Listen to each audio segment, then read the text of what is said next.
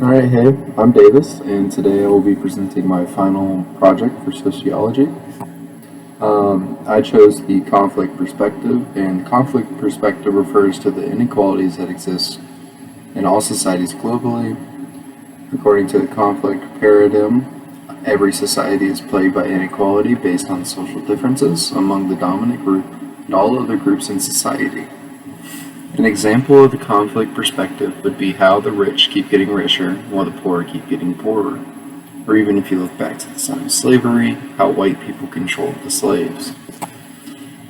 I chose to relate this to education and life chances. Education and life chances are not equal for everyone. In America alone, the education system is viewed as flawed. This is due to the fact on how urban schools are more likely to have students who drop out or do not graduate. A lot of this is due to the funding distribution done by the cities, focusing the money on other things and ignoring education.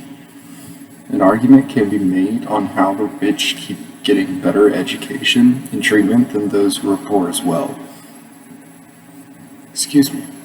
In rich societies, schools are prestige,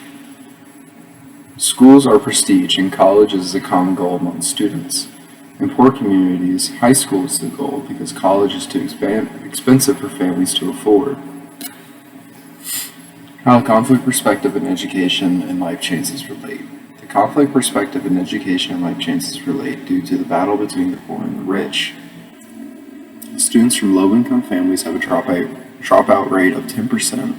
Students from middle-income families have a dropout rate of 5.2%, and 1.6% of students from high-income families drop out. The rich have the resources and power to have a proper education and special treatment, while the poor do not have this luxury.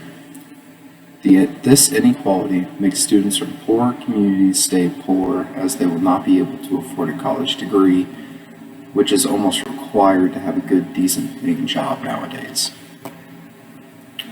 I also found some statistics based off gender, race, and ethnicity with dropout in education.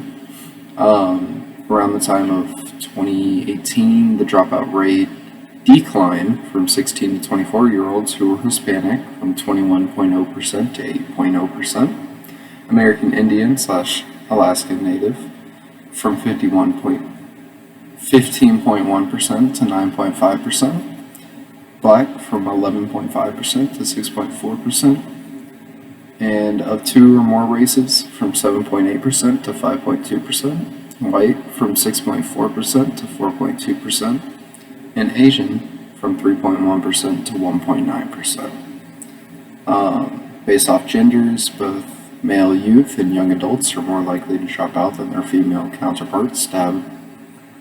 In 2016, 7% of males ages between 16 and 24 were high school dropouts, compared to the 5% of females. Recent examples that I found and I've heard about was the big scandal with Harvard University. In recent times, it came out that celebrities had paid extra money to Harvard so their students could get in, despite not meeting the education and test results to get in. This is an example of the unfair and flawed education system and how money can influence anything. Another example that doesn't really have much to do with education, but just with the power, is how the rich can influence governments, and how senators and congressmen have been corrupted before by greed and will influence ideals and laws to be passed for the right penny. So if a celebrity were to want to get a bill passed, they just pay a little bit of money to a congressman or a senator and get that on its way. In conclusion, money is able to give people one up in society and education. The rich are able to afford higher forms of education for better paying jobs, while the poor are stuck with the basic education, which is not good enough for the higher paying jobs and are forced to work the jobs no one wants to work.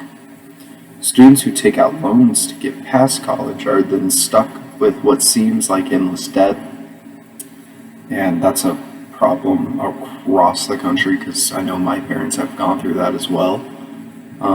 This inequality is a prime example of the conflict perspective. Here's my little side.